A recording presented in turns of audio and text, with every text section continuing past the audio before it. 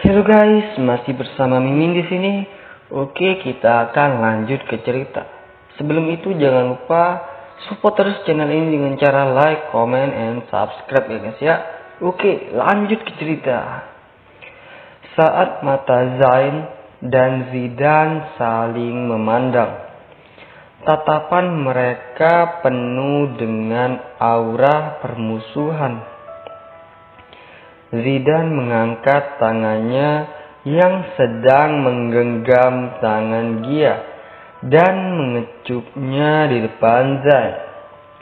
Tatapan mata Zidan masih menatapnya dengan angkuh. Tak ada lagi rasa hormat di diri Zidan untuk Zain. Sekarang hanya ada rasa benci dan tak ingin mengalah lagi pada kakak tirinya. Sedangkan Zain yang melihat pemandangan di depannya hanya berdecih dengan gaya khasnya. Zain memasukkan tangan ke sakunya dan mulai berjalan meninggalkan Zidan dan Gia.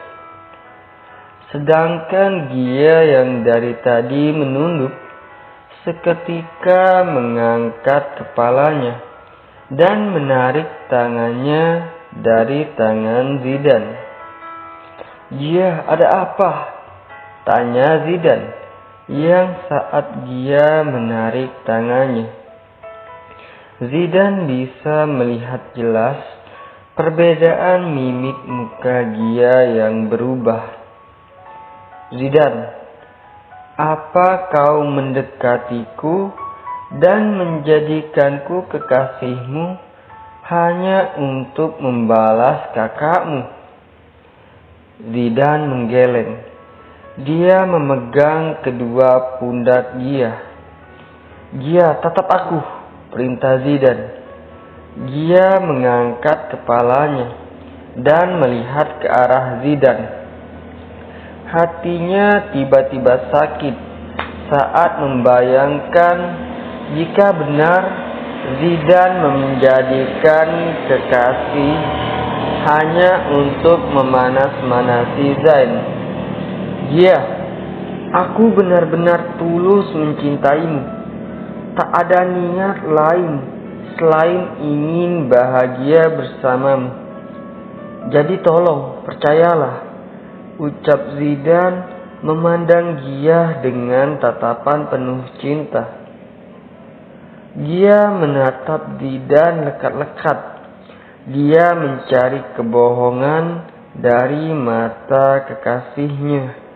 Namun, hanya ada ketulusan yang terpancar dari sorot mata Zidan. "Baiklah, maafkan aku," Zidan ucap Gia sambil tertunduk. Rupanya dia malu karena telah curiga pada Zidan. Di Zidan yang gemas dengan reaksi Gia langsung mengacak rambut Gia. "Zidan, kau merusak rambutku," ucap Gia. Sedangkan Zidan hanya tergelak dengan reaksi Gia. "Ayo," ajak Zidan sambil kembali mengulurkan tangannya. Mereka pun berjalan sambil bergandengan tangan dan masuk ke dalam perusahaan. Benar saja, saat masuk gedung, semua memandang Zain dan Gia. Zidan yang merasa genggaman tangan Gia semakin erat mempercepat langkahnya karena tahu Gia sedang merasa gugup dan serba salah. Sedangkan Zain saat melangkah meninggalkan Gia dan Zidan, Zain tersenyum penuh kemenangan. Saat masuk ke dalam ruangannya, Zain bersorak kegirangan. Dia tak menyangka rencananya berhasil dengan cepat dan sangat mulus. "Ya, Rencana mendekatkan Gia dan Zidane, dan setelah itu Zain akan merebut Gia dari Zidane bagaimanapun caranya. Mark masuk ke ruanganku, perintah Zidane lewat sambungan telepon. Tak lama Mark pun masuk ke dalam ruangan Zain. Mark, sepertinya kau yang harus pergi ke Indonesia untuk bertemu Tuan Rafael, perintah Zain. Awalnya Zain takkan melibatkan Mark dalam rencananya. Namun Zain berpikir ulang. Sepertinya Mark bisa sedikit membantunya. Mark mengernyitkan kening saat mendengar perintah Zain. Maaf Tuan, bukankah kita biasa meeting bersama Tuan Rafael di perusahaan Abraham Group yang bercabang di sini? Tuan Rafael sedang tidak bisa pergi ke Rusia. Jadi kita yang harus terbang ke Indonesia dan meeting di Abraham Group cabang Indonesia. Apa saya harus pergi sendiri, Tuan? Tanya Mark. Ajak sekretaris Zidane bersamamu. Mendengar perintah Zain, Mark kembali mengernyitkan keningnya. Dia menatap Zain dengan penuh tanda tanya. Kenapa dia yang harus pergi bersamanya? Zain yang sedang sibuk dengan ponselnya menatap Mark, karena Mark tak kunjung menjawab. Kau mencurigaiku, Mark? Tanya Zain yang mengerti akan tatapan Mark. Anda tidak sedang merencanakan sesuatu kan, Tuan? Tanya Mark lagi memastikan. Mark, apa kau bercanda? Memangnya apa yang aku rencanakan? Zain mencoba setenang mungkin saat menjelaskan pada Mark. Sebisa mungkin dia tidak terkecoh saat menjawab pertanyaan Mark. Mark tampak berpikir. Lalu, kenapa tidak Anda yang pergi ke Indonesia, Tuan? Lagi-lagi Mark bertanya. Benar dugaan Zain. Mark takkan percaya begitu saja pada Zain.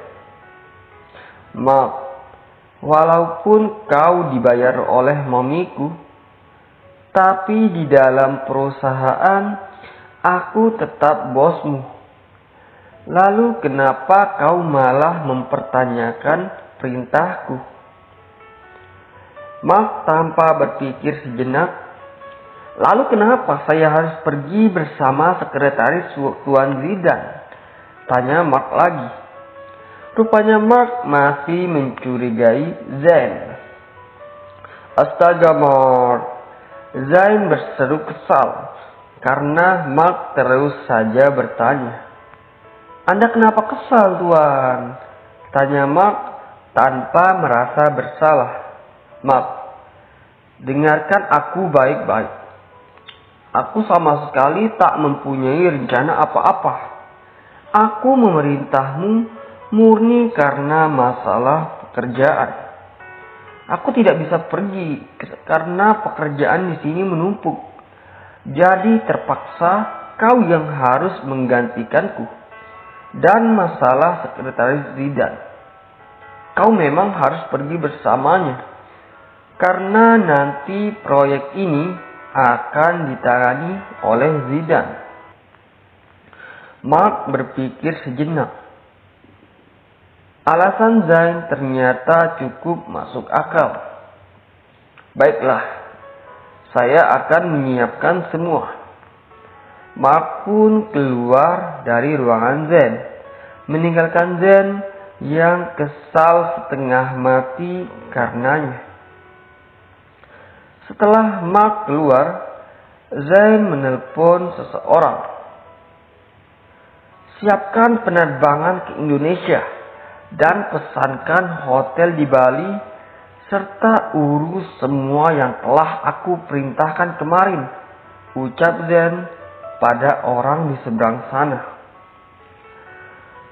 Setelah menelpon, Zain membuka laci. Dia mengambil sesuatu dari lacinya dan menimang-nimangnya. Zidan, tunggulah kehancuranmu. Oke guys, cukup sekian dulu dari Mimin. Jangan lupa like, comment, and subscribe ya guys ya. Subscribe. Oke, saya Mimin. Bye bye.